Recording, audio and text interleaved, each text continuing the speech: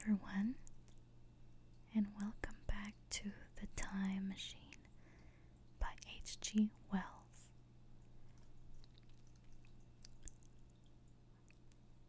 In the last episode, our time traveler lost his time machine, and I think that he thinks that somehow the time machine is inside the pedestal by the Sphinx. So we'll take it from there. We're about halfway in chapter 5. Alright.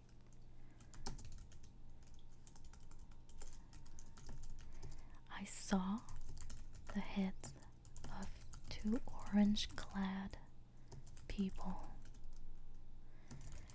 coming through the bushes.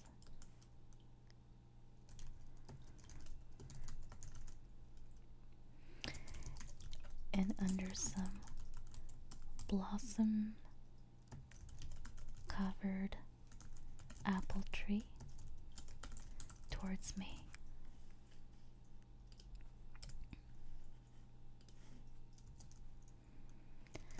I turned, smiling to them, and beckoned them to me.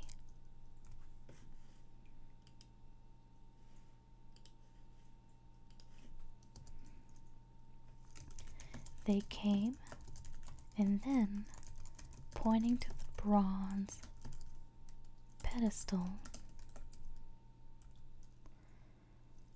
I tried to intimate my wish to open it. But at my first gesture towards this, they behaved very oddly. I don't know how to convey their expression to you. Suppose you were to use a grossly improper gesture to a delicate-minded woman. It is how she would have looked.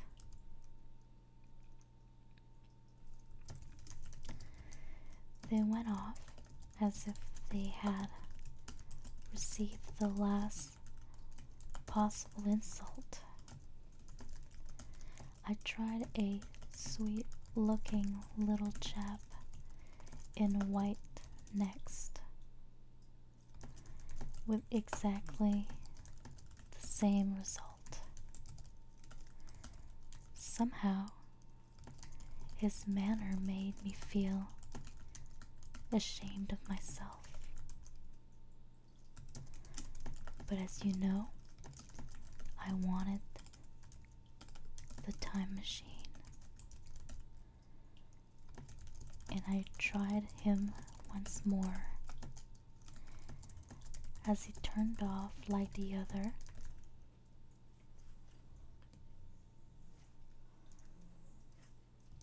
my temper got the better of me. In 3 strides, I was after him, had him by the loose part of his robe around the neck, and began dragging him towards the Sphinx. Then I saw the horror and repugnance of his face, and all of a sudden, I let him go.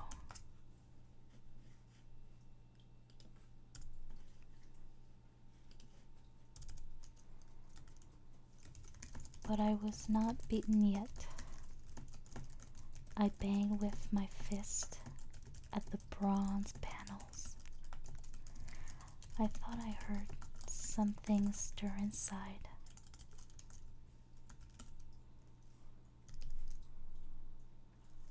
To be explicit, I thought I heard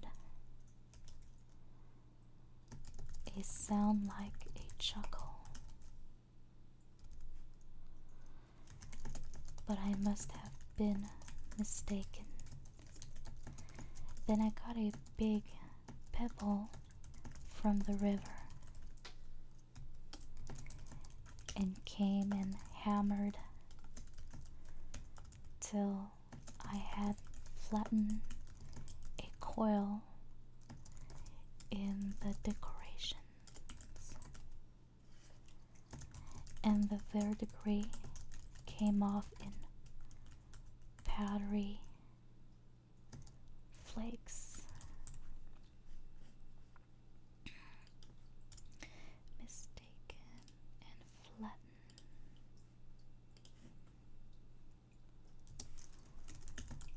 The delicate little people must have heard me hammering in gusty outbreaks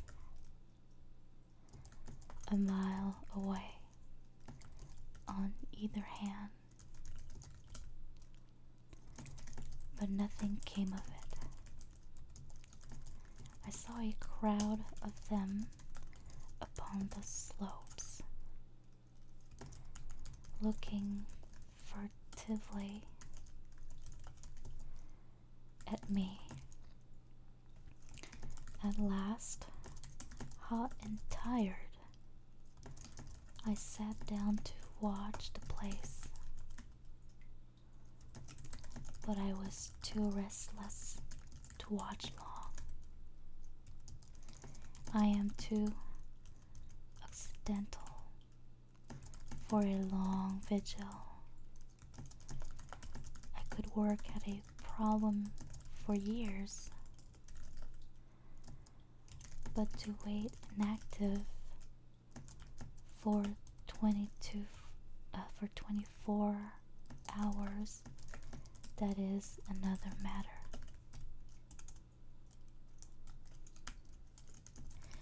I got up after a time and began walking aimlessly.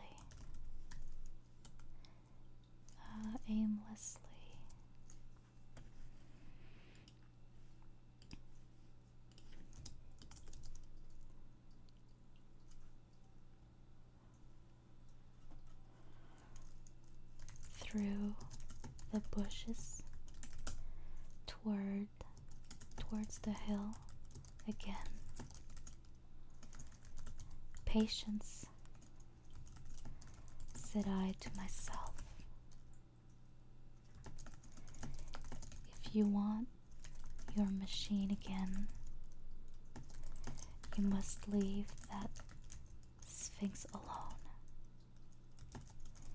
If they mean to take your machine away, it's little good. You're wrecking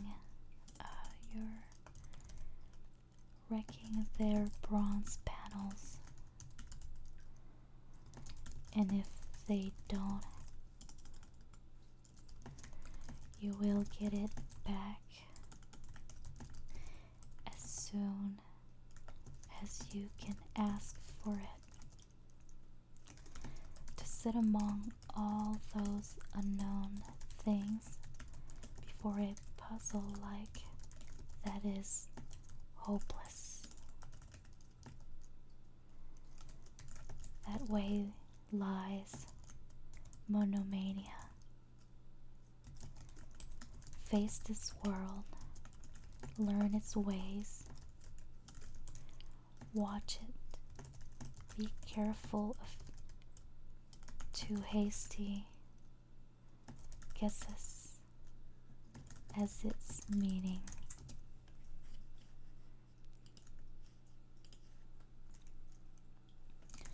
In the end, you will find clues to it all.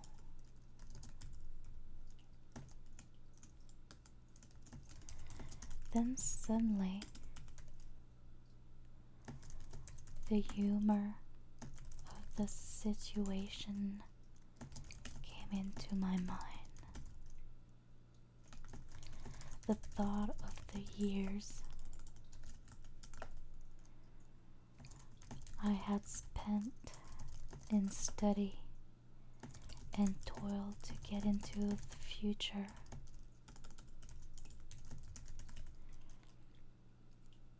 Age, the future age.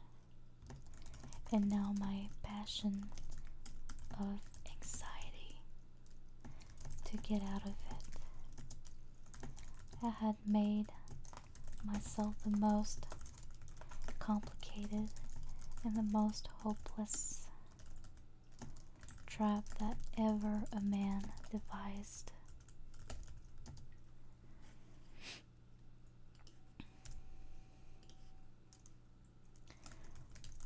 Although it was at my own expense, I could not help myself. I laughed aloud.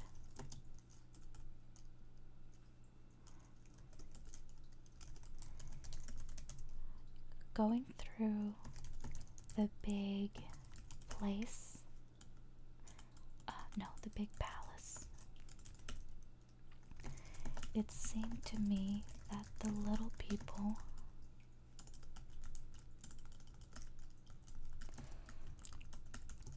avoided me.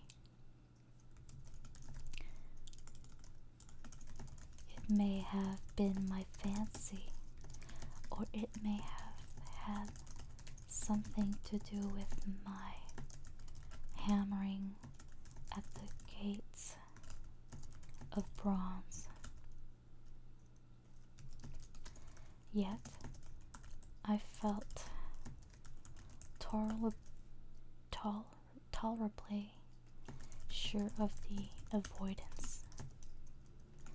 I was careful, however, to show no concern and to abstain from any pursuit of them.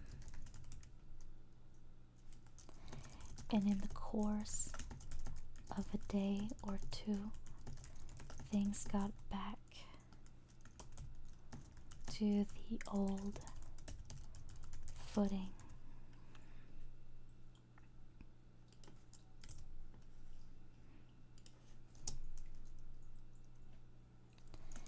I made what progress I could in the language, and in addition, I pushed my explorations here and there. Either I missed some subtle point of their language,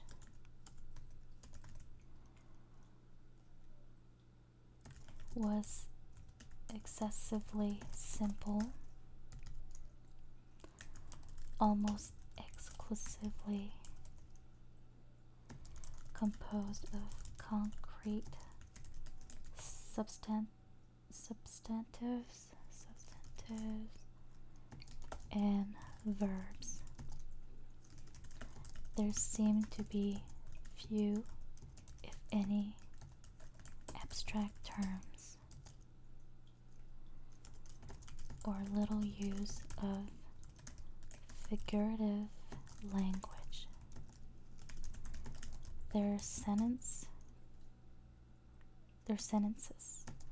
were usually simple and of 2 words, and I failed to convey or understand any but the simplest propositions. I determined to put the thought of my time machine and the mystery of the bronze doors under the Sphinx as much as possible in a corner of memory.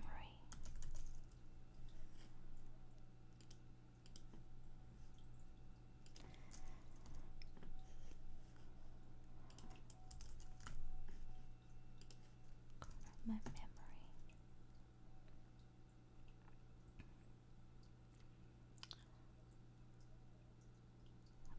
Oh, until my growing knowledge would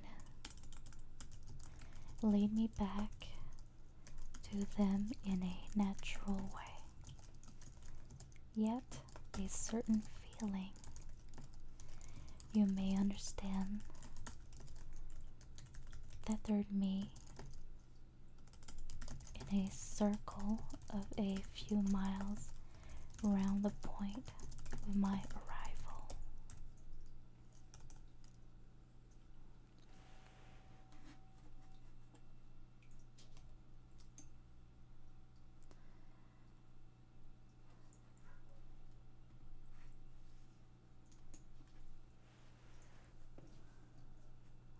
Okay.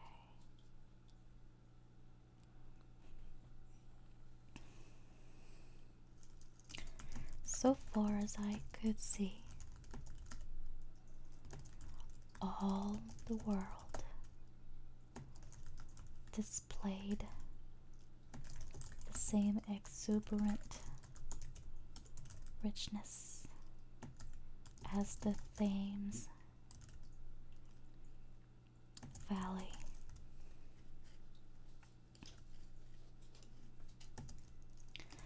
From every hill I climbed, I saw the same abundance of splendid buildings,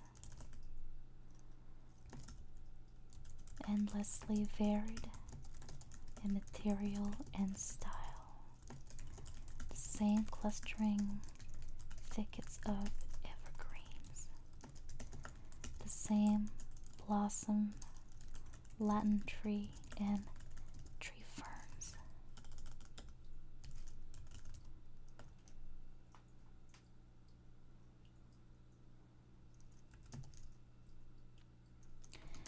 Here and there, water shone like silver, and beyond, the land rose into blue undulating hills, and so faded into the serenity of the sky. A peculiar feature which presently attracted my attention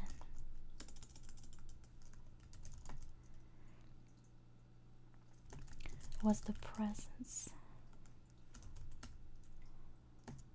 of certain circular wells,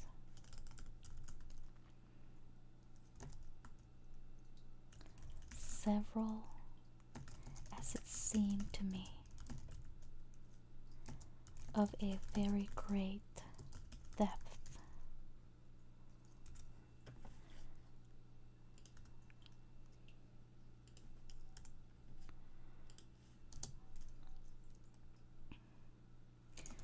One lay by the path up the hill, which I had followed during my first walk. Like the others, it was rimmed with bronze, curiously wrought, and protected by a little cupola from the rain.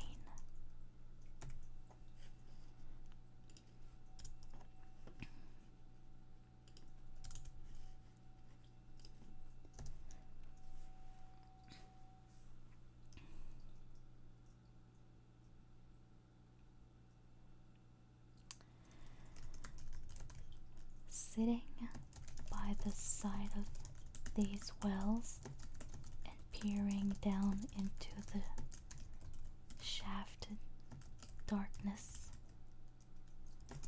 I could see no gleam of water nor could I start any reflection with a lighted match. But in all of them, I heard a certain sound, a thud. Thud like the beating of some big engine. And I discovered from the flaring of my matches that a steady current of air set down the shafts. Further, I threw a scrap of paper into the throat of one, and instead of fluttering slowly down, it was at once sucked swiftly out of my sight.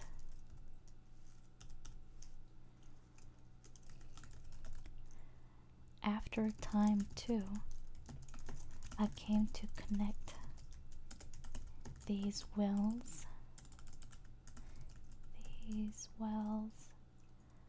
with tall towers standing here and there upon the slopes, for above them there was often just a flicker in the air, as one sees on a hot day above a sun-scorched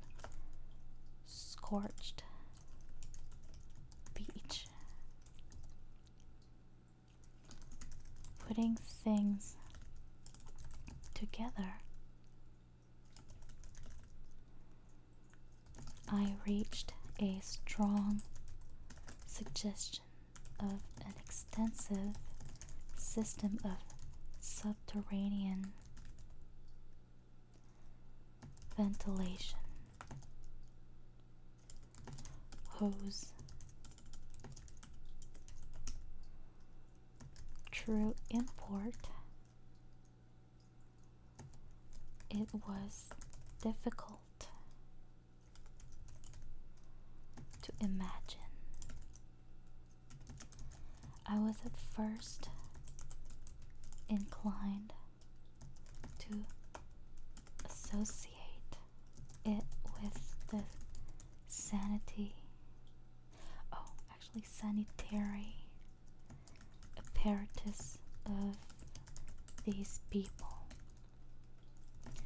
It was an obvious conclusion,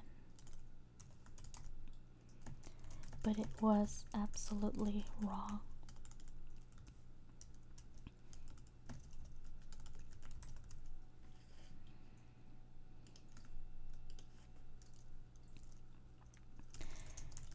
And here I must admit I learned very little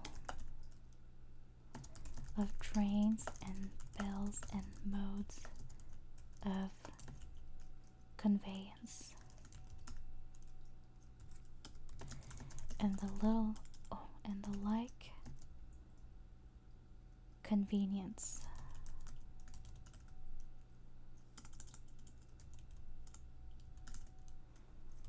During my time in this real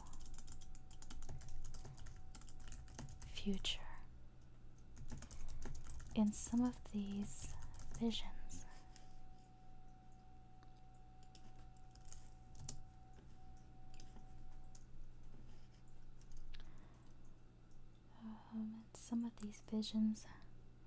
of utopias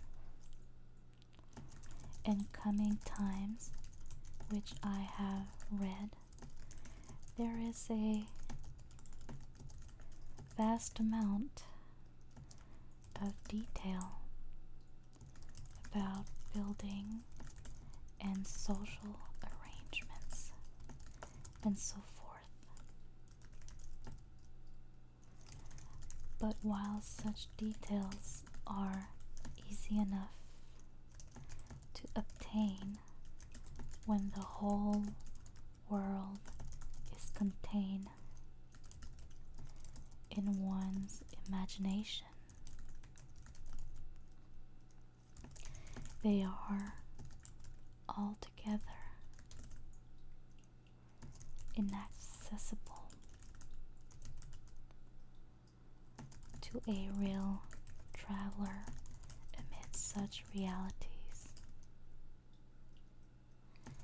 as I found here.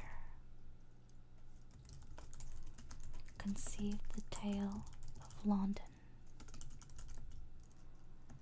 which a Negro fresh from Central Africa would take back to his tribe. What would he know of railway companies, of social movements, of telephone and telegraph wires, of the parcels delivery company, and postal orders, and the like? Yet we, at least, should be willing enough to explain these things to him.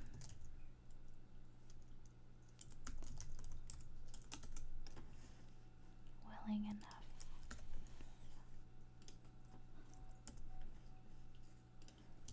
Okay. And even if what he knew, how much could he make his untraveled friend either apprehend or believe?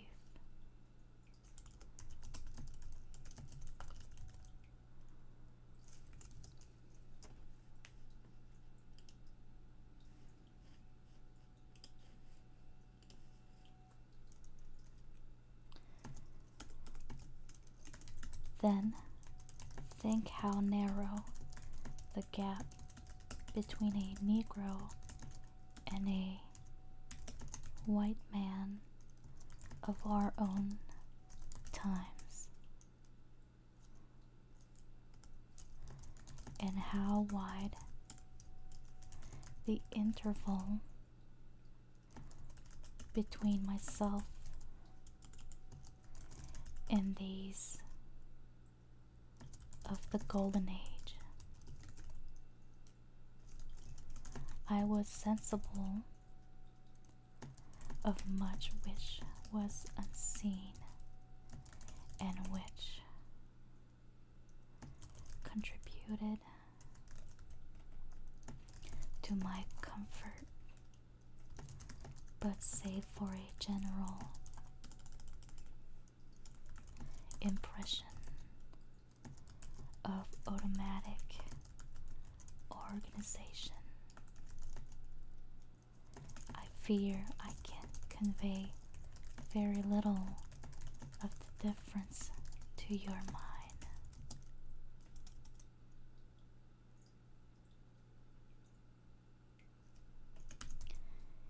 In the matter of sepulture, for instance, I could see no signs of crematoria, nor anything suggestive of tombs, but it occurred to me that possibly,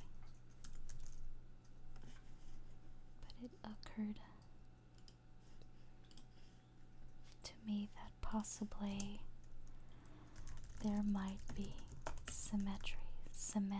well, cemeteries.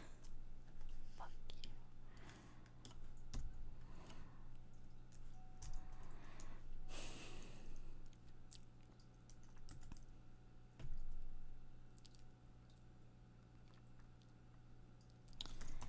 In the matter of sepulture, for instance,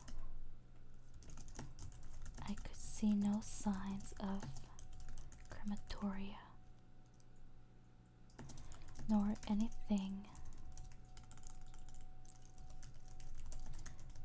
suggestive of tombs, but it occurred to me that possibly there might be cemeteries.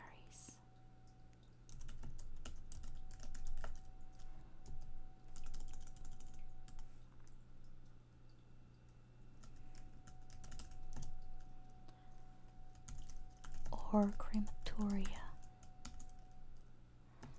somewhere beyond the range.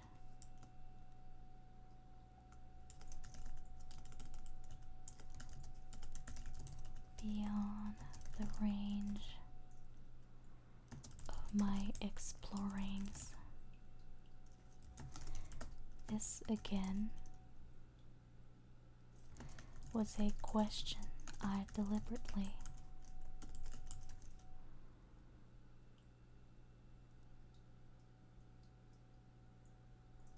put to myself.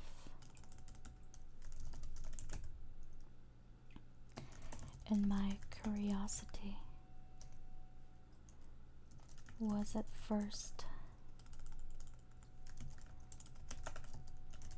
entirely defeated upon the point. The thing puzzled me, and I was led to make a further remark, which puzzled me still more. That aged and infirm among these people, there were none.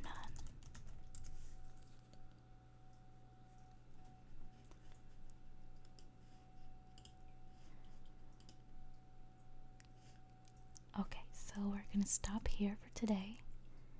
I hope that it relaxed you and that you feel very sleepy. And I will see you next time.